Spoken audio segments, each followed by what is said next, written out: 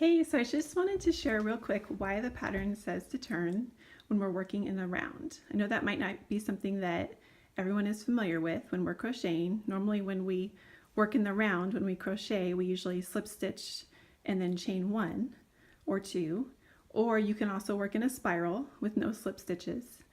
But I just wanted to show you why the pattern says to turn.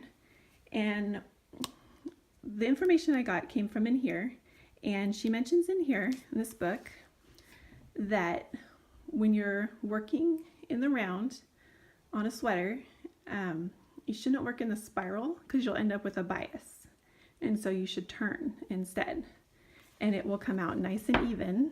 As you can see over here, our pattern's really even, and the join is really not even very noticeable.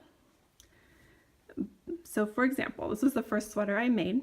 And I really do like working in a spiral when I join in the round, when I crochet in the round, but it doesn't work for a sweater. So as you can see here, the join is slanted. This wouldn't be as obvious if you were using just single crochet or a smaller hook, but since this is a half double mixed with a single and a larger hook, it's pretty obvious. So I thought, well, maybe if I slip to join and chain one, that will be better.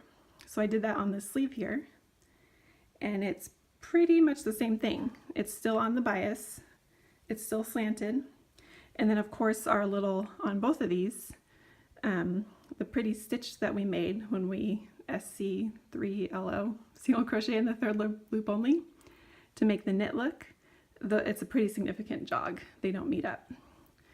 But if we follow this new technique and we turn, maybe it's not a new technique, but it's new to me, these little really pretty stitches are even. And then our whole sweater is even, there's no bias, and it's nice and straight.